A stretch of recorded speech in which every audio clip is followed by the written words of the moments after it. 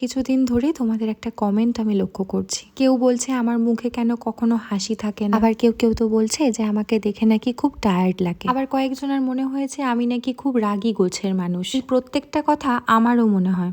আমারও নিজের মুখটা হাসি হাসি লাগে না, টায়ার্ড লাগে, আর মনে হয় যেন নিজেকে দেখে বড্ড রাগী রাগী। কিন্তু ভেতর থেকে না আমি এমনটা নয়, জানো তো। কিন্তু জানি না, যেই আমাকে দেখে প্রথমে বলে যে তোমাকে দেখতে খুব অ্যারোগেন্ট লাগে। তোমাদেরকে আমি একটা কথাই বলতে পারি, একবার আমার সাথে মিশে দেখো, এমনটা আর মনে হবে না। আসলে এর মনে হয় একটা কারণ আছে, জানো তো। তোমাদেরকে তো আগেও বলেছি, ছোটবেলাতে আমাকে সবাই সাইলেন্সার বলে ডাকতো, কারণ আমি কারোর সাথে কোনোভাবেই কোনো কনভারসেশনে জড়াতাম না। এরকম ভাবে খুব একটা বন্ধু বান্ধবও ছিল না, সবাই নিজেদের মধ্যে ব্যস্ত থাকতো, আর আমি খুব একটা বন্ধু বানাতে পারতাম না। তবে ওদেরকে খুব করে বোঝানোর চেষ্টা করতাম যে তোরা আমার সাথে বন্ধুত্ব না করলে আমার খুব একটা যায় আসবে না। সেই অনুযায়ী নিজেকে বড্ড সিরিয়াস দেখানোর চেষ্টা করতাম। তখন থেকেই হয়তো আমার ফেসিয়াল এক্সপ্রেশন গুলো এমনটা হয়ে গেছে। তবে চেষ্টা করবো এই বছর নিজের ফেসিয়াল এক্সপ্রেশনের ওপরেও কাজ করার।